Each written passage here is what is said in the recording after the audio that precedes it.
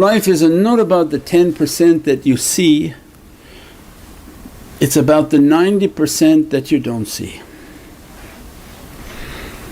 And then you struggle with the physicality that you have, because now we're entering in from 8 and entering into Ramadan. And in this 8th month and this reality Allah is directing us, Prophet is directing us, is that open yourself into the world of light. And that's where your tariqah is, that's where the power of the tariqah is. This is the power of marifah, this is the power of the soul.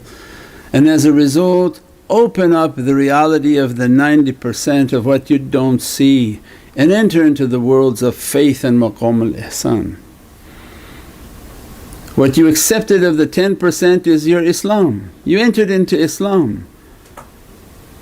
The physicality is a very small drop of its reality. But that which we don't see of faith, to open faith, what we don't see to open maqam al-ihsan means opening the world of light and all the spiritual practices, all the spiritual energies, all these different realities. And we said this safeguards us from every difficulty, because the guarantee is that difficulty would come to the physicality by virtue of the physicality. Every hardship and sickness and calamity comes to the physicality. And those whom Allah guides and truly guides, He opens them to the world of malakut. Because in the world of the malakut and the world of light they find a safety, they find a tranquility and a sakina within their hearts.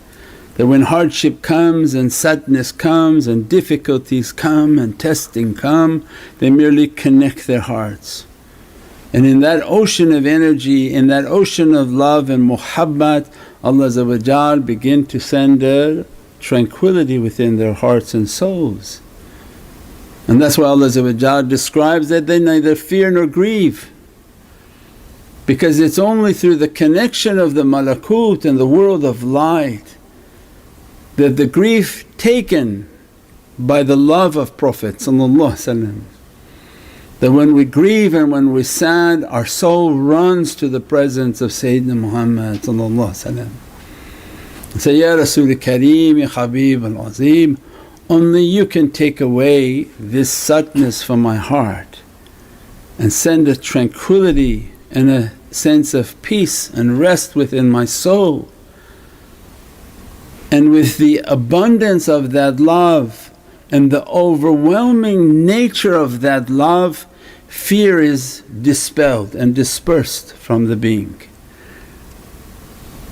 Because the consciousness of fear is that Allah may punish.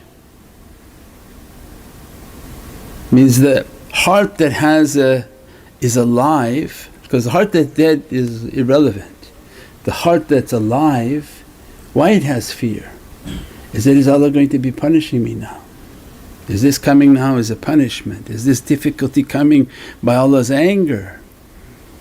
By that same love that the servant opens and the proximity to Prophet it dispels that fear.